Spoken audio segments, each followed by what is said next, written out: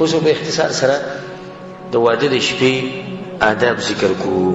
واده د شپې آداب په کومه شپه باندې چې هلک په جنیز پسې کمرې ته دننه شي. ما ځینې آداب راجمع کړي دي په اختصار سره به بیانومه.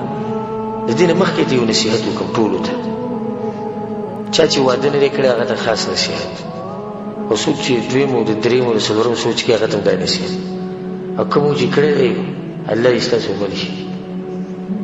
وخت تېر شوی دی، اوس داسې کولی شي چې دویم دریم واده وکړي څلورم بیا به عمل کېدی شي، خو خاص کر ځوانانو ته دا هلکان چې کښېني که نه یو بل سره دوی نصیحتونه کوي یو بل ته. ته چې د واده په شپه ننوځې نو ته به داسې چل وکړي او بیا به داسې چل وکړي، بیا به دا وکړي. هغه بل چې ورسره مړه شي هغه ورته ته به داسې چل وکړي چې دا چل وکړي، دا وکړه بل ورته زه دې ټولو ته دا ټول دې ټولو کې په یو باندې عمل نه کېږي. دی چې دغه ټیم کې زنانه ته مخامخ شي د هغې سره کښېني نو دی به څه وایي چې هغه پلاني ماته ویلي چې ته به دا چل کوې دا چل کوې، هغه پلاني ماته ویلي چې ته به دا چل کوې، هغه پلاني ماته ویلي چې ته به دا چل کوې، هغه پلاني ماته ویلي چې ته به دا چل کوې. دا نصیحتونه کوم ځای کې به دغه ټیم کې په کار راځي؟ یو هم په کار نه راځي. دا کوم نصیحتونه دي چې زه کوم دا د قرآن او حدیث په رڼا کې دا په زړه کې کښېنه او په دې عمل کړي، نور به یو عمل نه کړي. نه دا سړی ولې ګډوډ کړي؟ ته اوس په دشتي کې کله چې کور دننه ورځي غریب رنګ چې دی سور شوي غوږونه یې تک سره شوي او رپرپی به یې راغلی، ولې دې د ډېرو نصیحتونو خراب کړی. ځکه چې دلته چې دومره ډېر نصیحتونه دا ودونه والا وکړي که نه د هغه وایي که څه دا چې د یو غر دی زه اوس ورځم جهاد له او ټینک به وي او کلاشنکوف به وي او ډزې به کېږي او بمان به راولي په دین چې زما به څه حال. د ډېرو نصیحتونو سره سړی خرابېږي. نه صرف مختصر قرآن او حدیث کې شریعت کې چې کوم نصیحتونه راغلي په هغې عمل کوو انشاءالله ستا ژوند مخې ته کامیاب دی. اولنی کار به دا وکړي، اولنی کار چې نیت به ښه ساتي. او دا مسله ما په تېر شوي درس کې بیان کړې وه. رسول صلی الله علیه وسلم یو حدیث کې وایي او د حدیث ترمذي کې دی او امام ابن ماجه هم راوړی دی، ثلاثة حق على الله تعالی عونهم. دې ته پک کړي د دریو کسانو په الله باندې دا حق دی چې الله به مرسته کوي، الله به لازم مرسته کوي. اولنی هغه کس المجاهد فی سبیل الله چې الله په لار کې جهاد کوي او د الله د دین دپاره جنګېږي، الله لازم کامیابوي. او دویم والمکاتب الذي يريد الاداء، هغه غلام مرئي وینځه چې د ځان ازادولو دپاره خپل باچا خپل مالک له پیسې ورکوي چې ما ازاد کړي، الله د دې سړي مرسته کوي او دله توفیق ورکوي نو دې دا پیسې بیا ادا کولی شي. او درېیم هغه سړی والناکح الذي يريد العفاف، او هغه سړی او هغه جنۍ چې واده د دې دپاره کوي چې د غلط کارونو نه ځان لرې ساتي، الله دا خلک کامیابوي او د دوی په ژوند کې برکت اچوي. ته چې په اولنۍ شپه باندې کله کمرې ته ځې نو په زړه کې دا اراده ساته چې دا واده ما صرف او صرف د دې دپاره وکړو، څه دپاره چې زه د غلطو کارونو نه ځان لرې کړم او د هغه کارونو نه ځان لرې کړم په کوم باندې چې رب العالمین خفه کېږي. په دې ځای کې یو نصیحت موږ د مشرانو ته دا کوو، که د هلک مشران دی او که د جنۍ، چې د هلک او جنۍ د یو بل نه لرې هسې مه ساتئ. اوس خو الحمدلله دا مسله چې لږه کمزوري شوې غوندې کېده، خو پخوا به یو هفته هلک غریب بهر پروت، یو هفته کله به د ماما په کور کې غریب پروت دغه به دیره کې، او کله به د تره په کور کې پروت، او کله به د نیکه په کور کې پروت، او د زړه نه یو الله خبر چې زړه به یې څه تېري او دې مشرانو ته به دا خیري کول چې چلی نه دا بده خبره د سنپاولو نه دا کار نه دی کول پکار. ته چې ور دا واده وکړو د نکاح دې ولو تړلی ولې دې ولو تړلی، خو چې هلک او جنۍ د یو بل سره ملو شي نو اوس دې ته به کیسه ضرورت دی چې هفته دې هلک بهر کېنولی نو بیا د هغو نه چې لږ به کم دي نو هغو 3 ورځې دا 3 ورځې خو عام چلي. نو اوس الحمدلله دومره لا شوي ده چې یو ورځ د خبره راغلې ده، خو بیا به کوم هغه یو ورځ ده د دې یو ورځ تېرولو به کیسه ضرورت دی. وایي نه د جنۍ خپل خپلوان ته نه ناستي ناستي که نه د جنۍ خپل خپلوان ناستي خپلې کمرې دي کوټې وي هلته ول هر څه سیټ کښې ناست وي هلک او جنۍ به یو بل سره ملو شي څه خوري خو یې نه دا مسله. وایي نه دا جنۍ یېرېږي او که زه داسې ووایم چې په دغه ټیم کې د جنۍ مخیرې کوي دغه کور والا ته چې د کمره پسې دا خلک را جمع کړي دي او هلک غریب بهر پروت دی نو بیا هېڅ یېرېږي نه. چې د پلار د کور نه دلته راځي دا طبیعت دی، دا د انسان طبیعت دی. جنۍ چې دی د هلک سره خوشحاله دا د هغې طبیعت دی، د هغه په دې خفه کېږي نه. نو دا ظلم زیاتی ختم کړئ او په خپلو کورونو کې دا طریقه بلکل ختمه کړئ چې څنګه واده وشي هلک او جنۍ یو بل سره د ملو شي. مېلمانه دي که نه مېلمانو ته داسې شی ویلي مېلمانه که په دغه ورځ ناستې څه حالت نه ده. ښه نو څه به کوې کله چې کمرې ته ور دننه کېږي هر هغه هلک چې واده کوي یا د دویم دریم اراده ده کله چې دننه کېدي کمرې ته نه ځان به ښکلی کېږي او په دومره حدود کې به ځان ښکلی کې کوم حدود چې د شریعت دي د هغې نه به اوړې نه.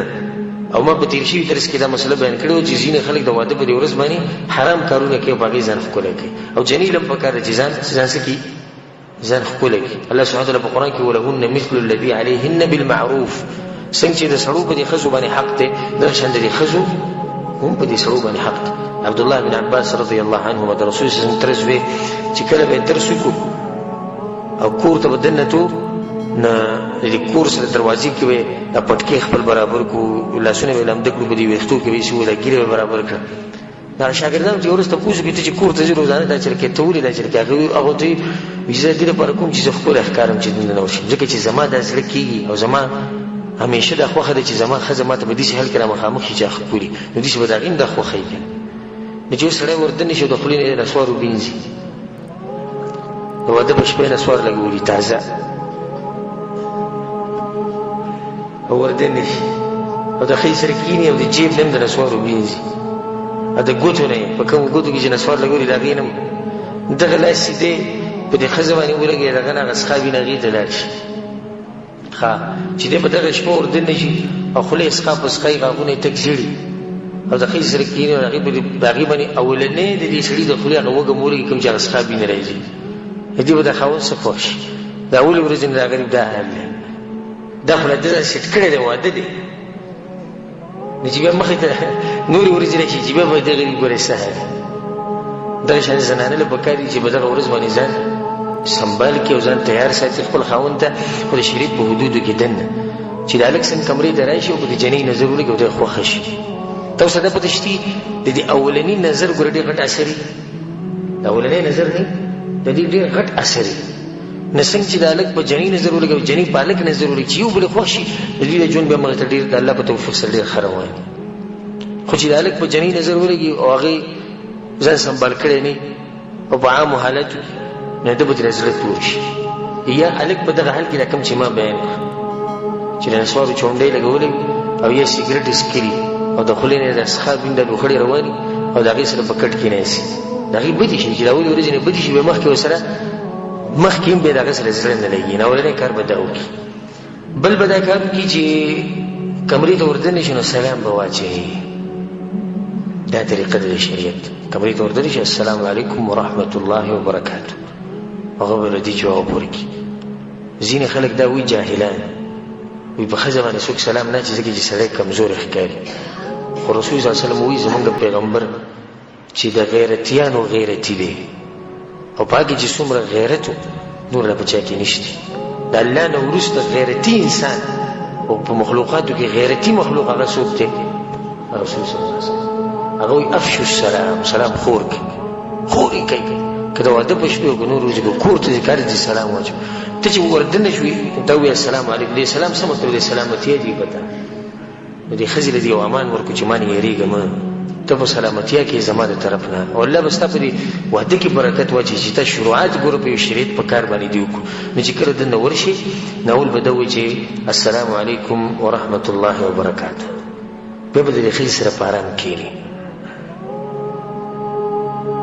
رسول صلی الله علیه وسلم په یو حدیث کې روایت کې راځي چې تاسو کې دې څوک د واده په شپه باندې د ځناورو په شان کورواله نه کوي چې بس کمرې ته ښکاره کېږي او ځان یې ځناور جوړ کړی نه ته به کښېنې د ښځې سره د ځان نه به نادیده نه جوړوي چې څنګه وردنې شو ډایرکټ بس کورواله شروع شي ته به سلام واچې د ښځې سره به ښه په ارام کښېنې ښه په ښکلې طریقې سره او د هغې سره به خوږې خبرې شروع کړي او غوره طریقه به دی که په دغه ورځ ته ځان سره څه خواږه څه ویسي په جیب کې یا په کمره کې د په یوزي کې یخودي او بیا دا په دغه ورځ په دغه شپه باندې هغې له په خپلو لاسونو په خوله کې ورګې سپه خوند به کوي او دا ښځه به د دې سړي نه څومره متاثره شي تاسو وایي چې متاثره به شي که نه غلي ناستې لکه دا مسلې چې چا سره شوي نه غالبا خو ټولو ودونه کړي دي د دې ښځې به څومره د دې زړه کې به د دې خاوند دپاره یو ځای چې دی د اول راتلو سره ګوره ما په خوله کې دا مټۍ را کړه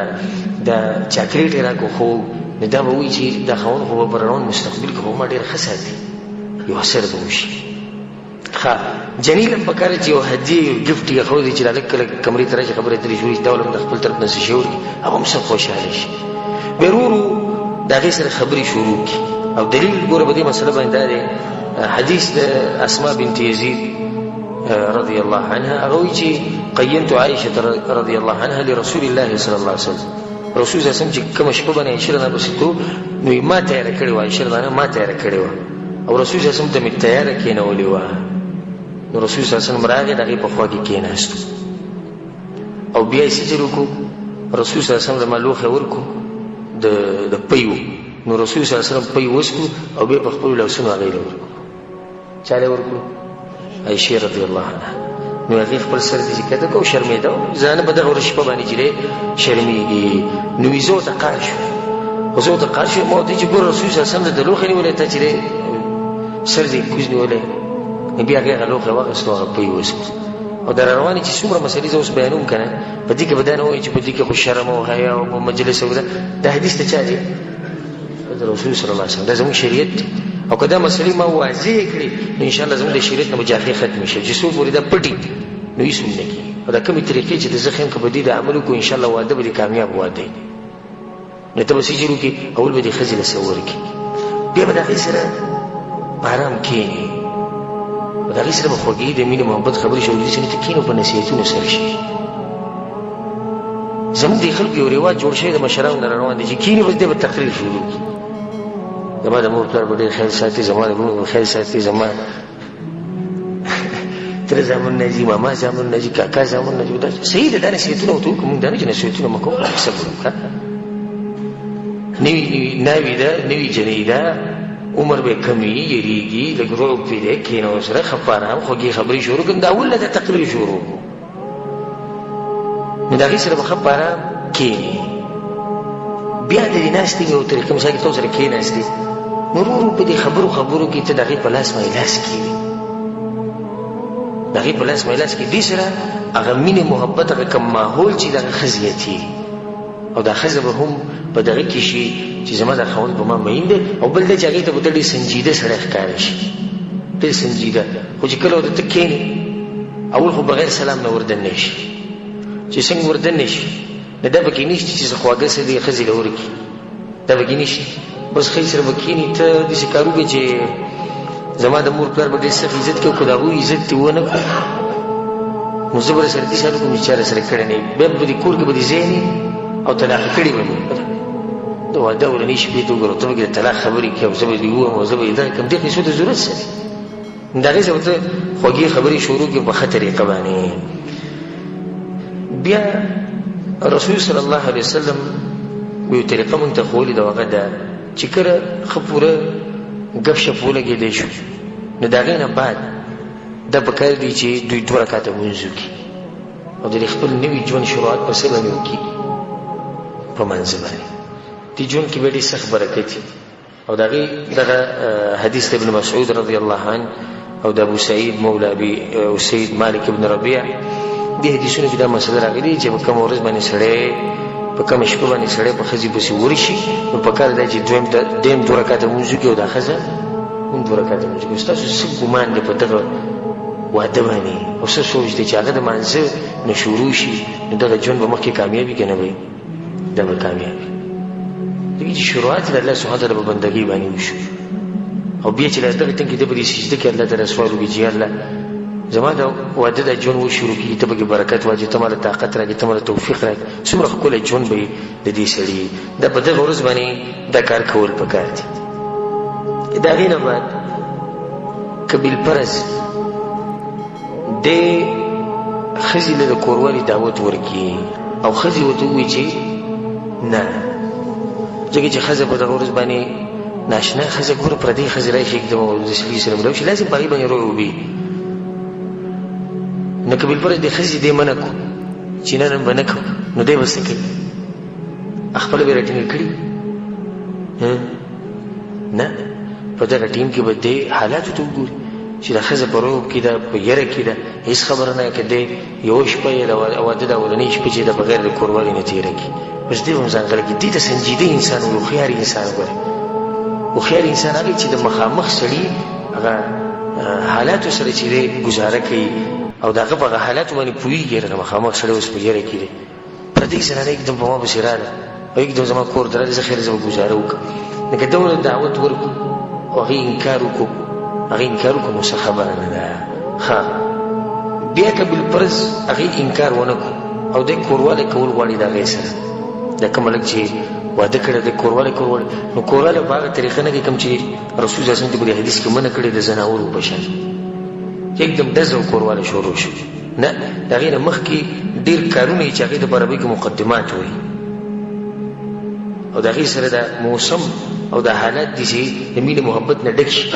ځینې کسان وایي چې د شیخ سره نه کمې خبرې کوي، دا زموږ د شریعت خبرې او دا خبرې به مونږ ښایو. علما چې دي علما د دې امت دپاره داسې وي لکه پلار چې د زوی لپاره، نو دا پلار بچي ته هغه خبرې ښایي په کوم کې چې د بچي فایدې ښایي ورته که نه ښایي ورته. دغه شان د علما د امت ته دا مسلې ښایي. په دې باندې کتابونه لیکلی شوي رساول پرې مونږ نه خو زموږ په دې معاشره کې خلک مولوي صاحب دې خبرو ته نه پرېږدي او مونږ خو الحمدلله په هغه خلکو کې چې حق وایو په هر ځای کې خپله مسله بیانوو، که څوک په خفه کېږي څوک په خوشحالي وي. نه د کوروالي نه مخکې مقدمات دي، ښځه ښکلول یا ښځه خپل خاوند ښکلوي، د یو بل سره لاس لګول، یو بل سره ګپ شپ لګول، یو بل ته نږدې کېده، لږ مزاح کول. که ته په دغه ټیم کې دا ښځه وخاندې، ښځه سړی وخاندې، دې سره به دا حالت ښه برابر شي. بلکې شریعت څه وایي دروغ حرام دي سوی د درې ځایونو نه چې په دې کې دروغ ویلی شي. اولنی چې دوه کسانو په منځ کې جوړه راولي، دویم په جنگ کې جهاد کې دوکې ورکولو لپاره، دریم ښځه او خاوند. او په دغه شپه باندې چې دا ښځه خاوند یو بل ته څومره بنډلې ولي دې تپوس مه کوه. خو دې ولې شریعت اجازت ورکړی ولې ځکه چې د مینې محبت دپاره خو به څه نه څه وایې که نه. نو اوس دې ښځې ته وایي څومره ښکلې ښکاري لکه سپوږمۍ.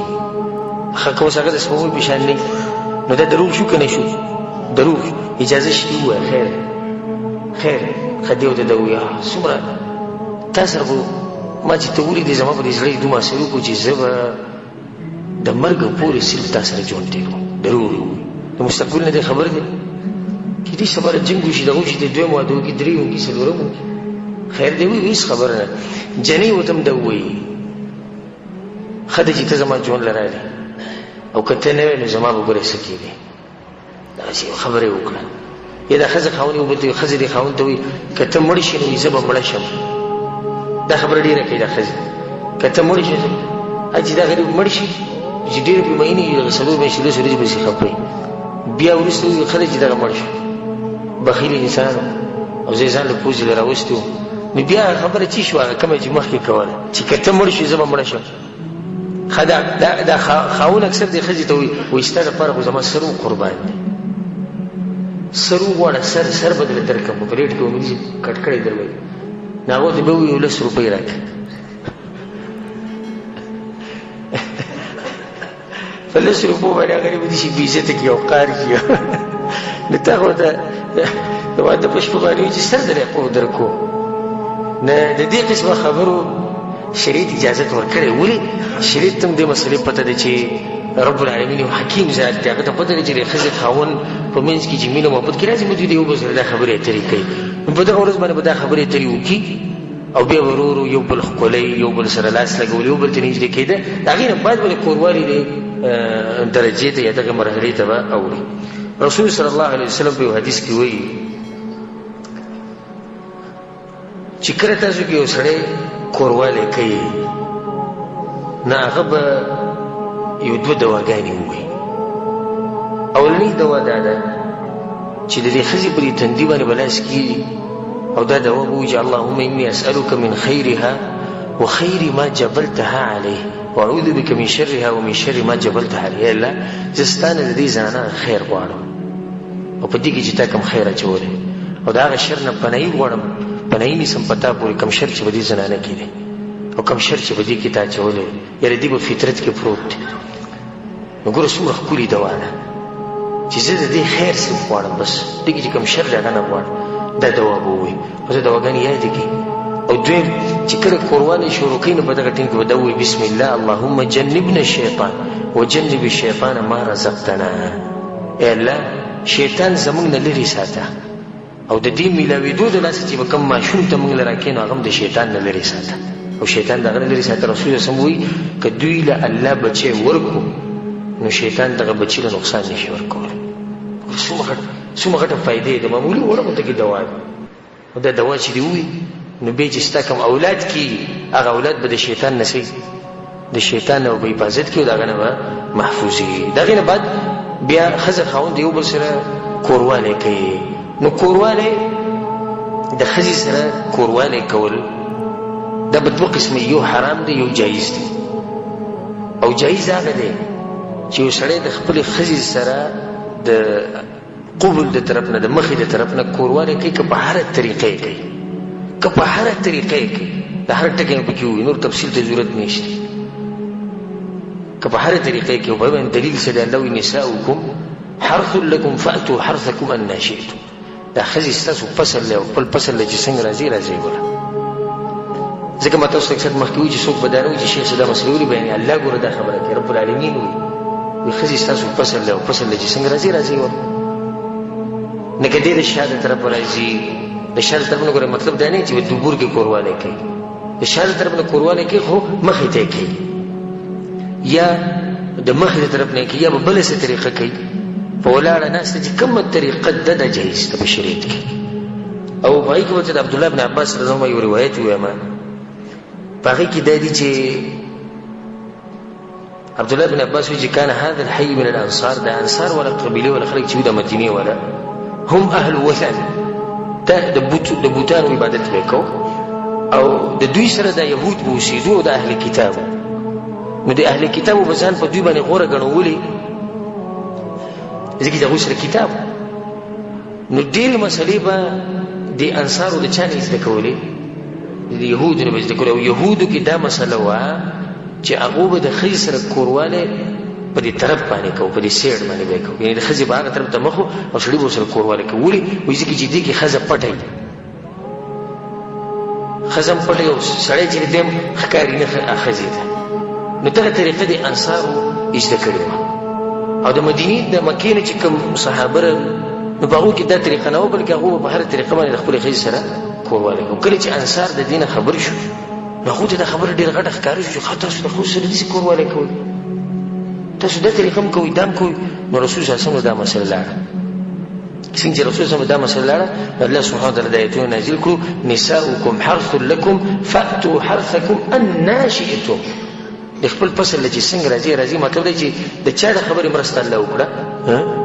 د مهاجرینو د خبرې مرسته وکړه، د انصارو په خبره باندې رد وکړو. په دې ځای کې یو مسله ده چې د هغې په باره کې ډېر تپوس کېږي، او د تپوس نه مخکې ته بیانومو نو شکر وباسي چې مسله ته داسې واضحه شو. یو دا ده چې ښځه خاوند د یو بل عورت د لاس وړلی شي او که نه، نو دې کې هېڅ حرج نشته، بلکل وړلی شي. ښځه او خاوند له الله اجازت ورکړی دی چې د یو بل نه څنګه فایده او خوند اخیستی شي واخلئ، سوای د هغه کارونه کوم چې شریعت منع کړي دي هغه مخکې را روان دي.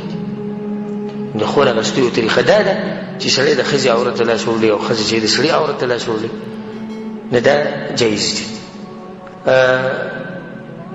یا د دې تپوس کېږي مثال کې د زنانه په سینه باندې لاس ایښوده، د دې ځینې کسانو د غټ جرم ښکاري، غټ جرم ورته ښکاري، حالانکې شریعت د دې نه منع نه کړي، بلکې دا سړی د دغه زینه خون او مزې اخیستی شي. او څنګه چې دا سړی د دغه زینه خون او مزې اخلي، دغه شان د ښځې ته هم خون او مزې دا ورته میلاویږي د دې کار د لاسه، نو دا هم جایز دي. ځینې کسان دا مسله بیانوي چې ښځې ته لغړ نشي کتی او ښځه خاوند ته نشي کتی کله چې هغه لغړي. دا مسله کمزوري ده، او بلکې ځینې خلک به دا دلیل ورکوي څه نقصان یې څه دی؟ بچي ړانده پیدا کېږي او دا ښځه خاوند هم ړندېږي، الله بې دغه مرض بیا راولي. او دا کمزوري خبره. ښځه خاوند چې د یو بل نه خوند اخلي په هره طریقه یې اخیستی شي، او د خوند اخیستو یو طریقه دا ده چې سړی ښځې ته بیسي وګوري. او کله چې هغه صحابي د رسول صلی الله علیه وسلم تپوس وکړي یا رسول الله زه خپل عورت د چا نه پټ ساتم؟ رسول صلی الله علیه وسلم ورته د ټولو نه پټ ساته الا من زوجتک، سوای د خپلې ښځې نه هغې ته ښکاره کولی شي. صفا اجازت دی، صفا اجازت یې ورکړی رسول صلی الله علیه وسلم. نو ښځه خاوند که یو بل ته عورت ښکاره کړي او یو بل ته بلکل لغړ ګوري لکه څنګه چې الله د مور د خېټې نه راویستو، جایز دی. دلته اوس دوه مسلې په دې کې دننه راغلي چې کپړې وویستې شي ټولې او دویم دا چې یو بل ته کتی شي. دا یو څو مسلې دي چې د عوامو په دې زړه کې پرتې خو تپوس یې نشي کولی. او زم خیر دی تپوس کوي خود ادب په طریقې او تپوس د علماو نه کوي چې تعبیر یې ودې ادبناک غوندګي او د علماو نه د تپوسونو کې څه حرج نشته. اوس یو سړی د مثال کې موږ داسې ووایو او کیدای شي داسې په موږ کې چې د واده مثال کې 20-30 کاله شي او د دې مسلې نه خبر نه او سړی به دننه خوړو چې دې مسلې چې ته اجازت وای نو خبر وای کړه دې اجازت وای نو خبر او دغه اجازت وو خو د چې تپوس د چې تپوس نه او که تپوس یې کړی دی جاهل نه کړی نه هغه ته ویلي چې دا مسله خو شي چې ښځه خاوند یو بل ته نشي کتلی او نه به دا چې جامې او کپړې به وباسي نه دا مسله چې دا کمزوري مسله ده.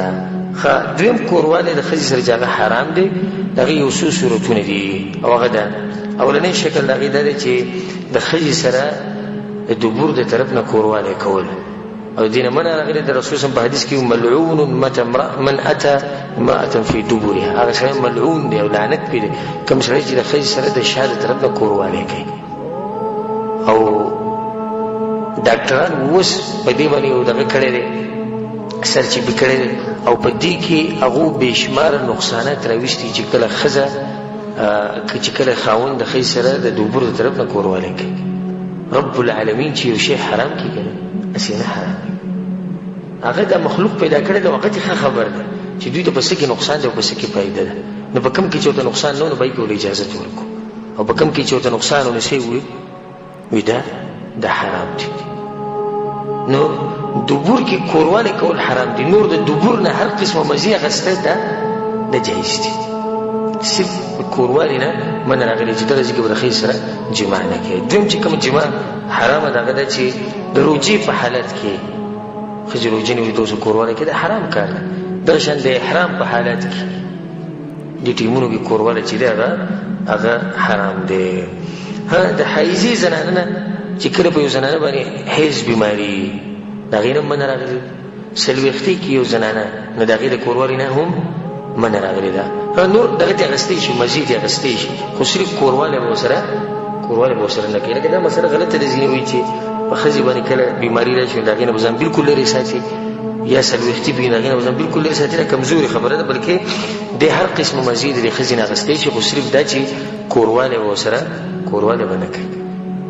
دې سره دا مسله یاد ساتي چې کله یو سړی یو پیر کوروالی وکړي نو په دویم پیرې چې بیا کوي آیا لامبل او دس ضروري او که نه. د هغې نه مخکې دا مسله یاد ساتي چې په اولنۍ ورځ باندې دومره کوروالی هم کول نه په کار چې جنۍ ته پرې نقصان ورسي یا په هلک ته نقصان ورسي. دا ځینې هلکان اول پیر وله دغه نعمت الله ورکړي نو هغه نعمت په ډېر خوږ ولګي. د دې سره چې دی د هلک ته هم نقصان ملاوي او د جنۍ ته هم نقصان ملاوي حدودو کې دننه چې تا ته پته ولګي. اوس کېدای شي تا کې طاقت دی د جنۍ کې طاقت نه وي نو د هغې لحاظ وکړه. بلکې موږ خو دا ووایي چې که بالفرض دا ښځه منع کړي چې نن ما سره کوروالی مه کوه او یېرېږي نو د خاوند له پکار دی چې غلی شي بس. اصل لازم خو نه چې په اوله شپه باندې به سړی کوروالی کوي او ډېرې پیرې به کوي. نو مسله موږ دا بیانوله چې په منځ کې به څه کوي. یو سړي یو پیر کوروالی وکړو په دویم پیر کوي نو په دې منځ کې به څه کوي. د دې 3 درجې د ټولو نه غوره درجه دا چې غسل به کوي. غسل دې وکړي او بیا دې راواپس شي. که دا غسل نشي کولی غسل ورته ګران وي دویمه درجه دا ده چې څه به کوي اودس وکړي 4 دام. رسول صلی الله علیه وسلم په حدیث کې وایي چې کله انسان په دې منځ کې 4 دام وکړي او بیا په دویم پیر چې دی دا کوروالی کوي نو رسول صلی الله علیه وسلم وایي چې فإنه انشط للعود. د دې سره د انسان کې تازګي پیدا کېږي. د سړي کې څه پیدا شي تازګي او د جنۍ کې هم تازګي پیدا شي. دا دویمه درجه ده. او که بالفرض نه ولامبي او نه غسل وکړي نه ولامبي او نه 4 دام وکړي نو بیا پسې ګناه نشته. دا کار جایز دی خو غوره طریقه ده چې غسل وکړي. که غسل نشي کولی 4 دام دې وکړي او که 4 دام هم نه کوي نو ګناهګارېږي نه خو غوره طریقه یې څه کړه غوره طریقه یې پرېښوده. دلته دا مسله یاد ساتئ چې دا ځینې کسان بیا دا چل کوي چې سحر راپاسي او دا د بغیرتوب غټه نښه ده. الله دې زموږ لرې ساتي. سهار چې راپاڅي نو بیا د خپلو ملګرو سره کېري. ما خو دومره پیرې پر هم قرباني وم. هغه نور ورته هم نه چې قصې اوري مزې اخلي د حرامو خبرو نه. دا خو دې ډېر تکړه وو، دا خو دې دې شوي، دا دې شوي، دا طریقه مې وکړه، دغه طریقه ښځې راته دا ووي، ما ورته دا ووي. اعوذ بالله. دا د بېغیرتوب غټه نښه ده چې سړی د خپلې ښځې حالت بهر بیانوي. ما ورسره دا چلو، ما ورسره دغه چلو. ښه دې قصه کوي، دې قصه کوي او د دې ملګرو سوچ کم در ورته تللی. دا ښځې مباره کې سوچ کوي او ښځه بیا سړو ته چې دا خبرې کوي، خاوند راته دا ووي، ما ورته دا ووي. نو ښځه هغو ته قصې کوي او هغو د چا سوچ کوي؟ هغو دغه سړي سوچ کوي. دې د سره کورونه تباه شي. رسول صلی الله علیه وسلم دې قسمه خلکو مباره کې سخت وعید بیان کړی دی او دا ویلي چې دا یو شیطان د شیطان سره میلاو شو. نو ویساري خپله خبره وکړه. څه ضرورت دی چې انسان د واده د شپې خپل حالات بیانوي او زما ښځې ما ته دا ووي او ما ورته دا ووي. دا څوک بهر نه بیانوي. اوس یو سړی ډاکټر پسې ورغی، یو عالم سره کېناست خپله یو مسله بیانوي. دې کې هېڅ حرج نشته. خو هسې ملګرو ته دا قسمه خبرې کول، هغو ته فایده اخلي او ده د ځان نه بېغیرت جوړ کړی، دا حرام کار دی. سهار چې کله دی راپاسي نو د غسل دا مسله ده. نو د غسل مسله په اختصار سره دا ده چې غسل واجبېږي کله چې د انسان د سړي دا ذکر د ښځې په دې فرج کې دننه لاړ شي. چې څنګه لاړ بس که معمولي سر لاړ او که پوره ذکر لاړ. ډېر عوام ګوره په دې مسله نه دي پوه. هغه وایي چې کله مني وځي نه انسان باندې غسل واجبېږي. نه، په مني وتو سره غسل واجبېږي، بلکې ښځه او سړی چې کوروالی کوي چې د دوی هغه عورتونه د یو بل سره میلاو شي. صرف هسې میلاو نه چې کله د سړي دا ذکر د زنانه په فرج کې لاړ بس دوی باندې غسل څه شو؟ غسل واجب شو. رسول صلی الله علیه وسلم اذا جاوز الختان الختان فقد وجب الغسل. دلته اوس مسله دا ده چې ښځه او خاوند چې سهار راپاڅي نو غسل کول پکار دي. ښکلې طریقه د غسل دا وکړه. پکار دی چې ښځه او خاوند یو ځای غسل وکړي. د دې سره به مینه محبت څه شي؟ به ښه زیات شي. او د عائشې رضی الله عنها حدیث دی چې كنت اغتسل انا ورسول الله صلی الله علیه وسلم من اناء بیني وبینه واحد تختلف ايدينا فيه فيبادرني حتى اقول دع لي دع لي.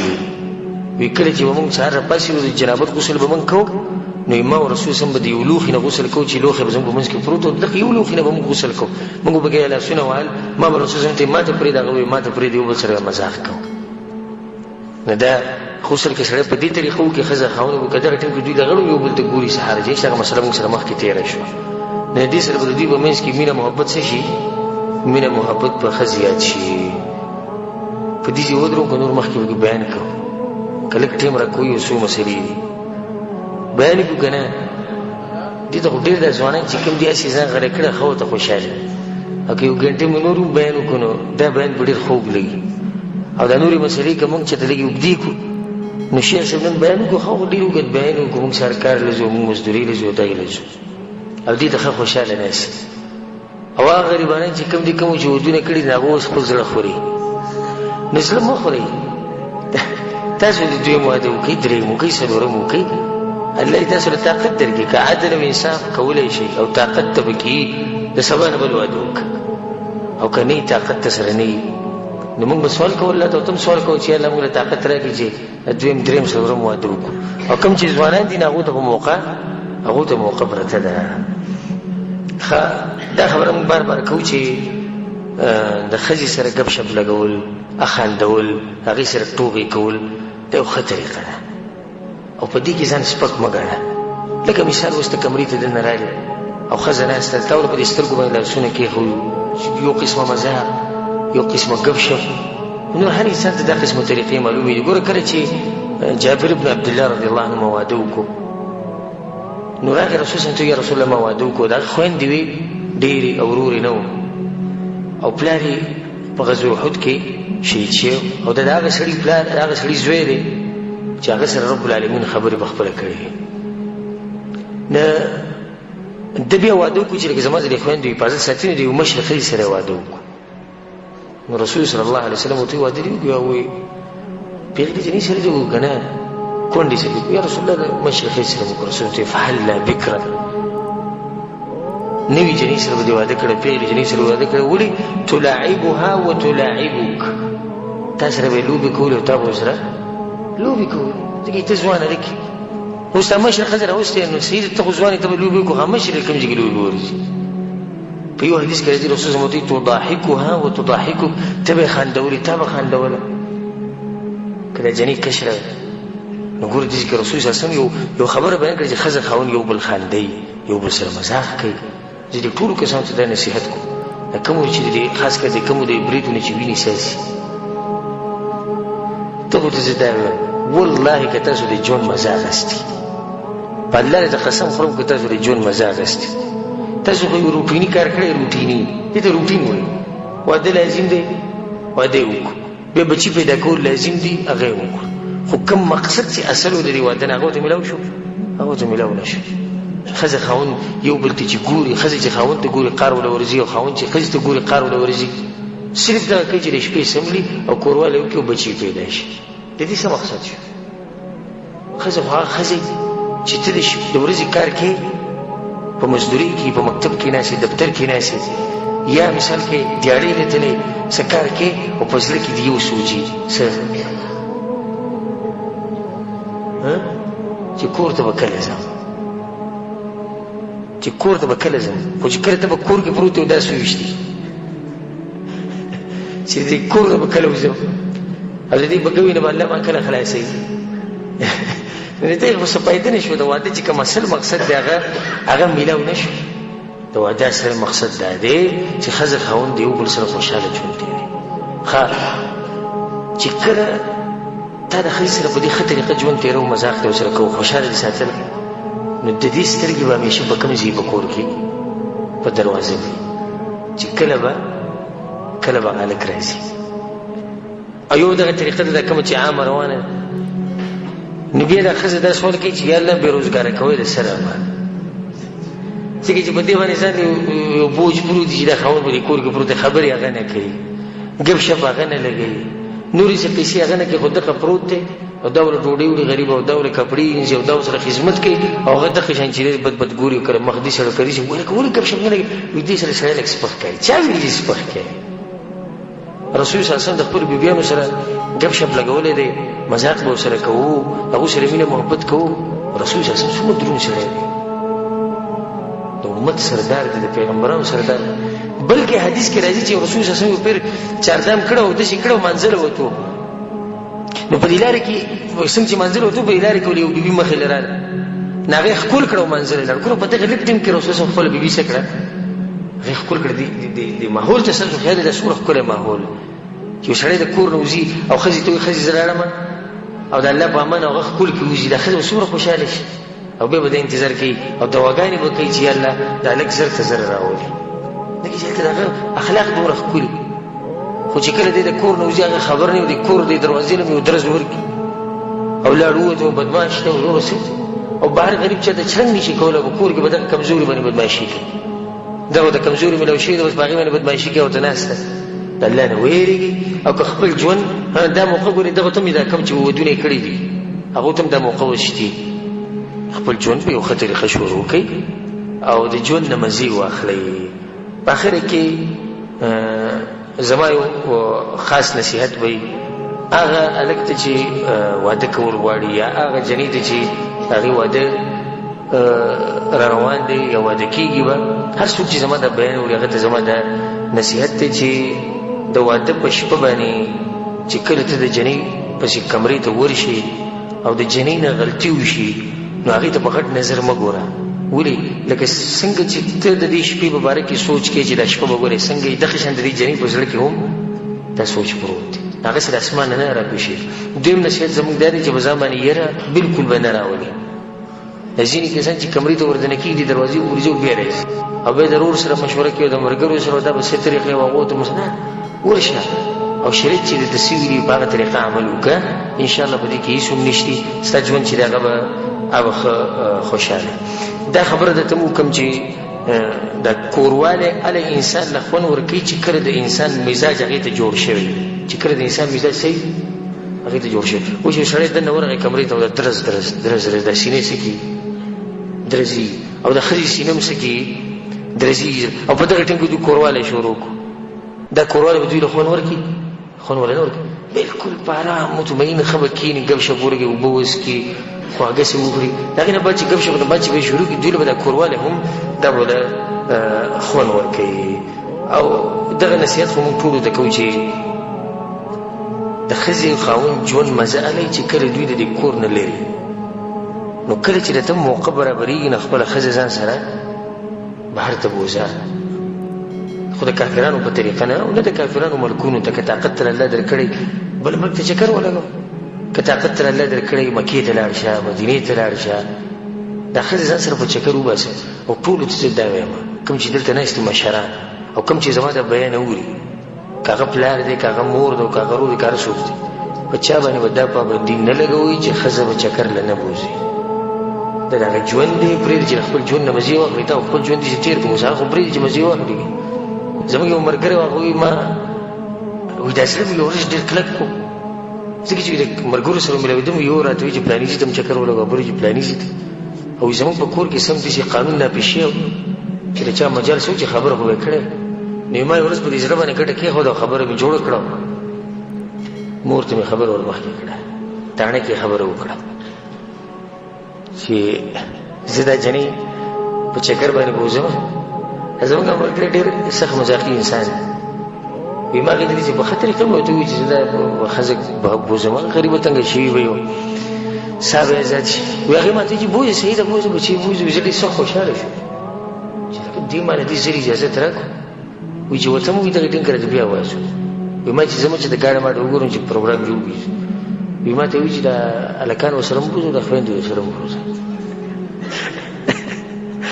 وایي ما ورته چې چېرته مې نه ځم، د چکر نه مې توبه ده. په دې کور کې زه دوی سره ناست یم چې ته راسره بهر وبهېږې. زه خو دا ښځه دې لپاره بهر ته وباسم چې موږ له ښکلی وخت تېر کړو.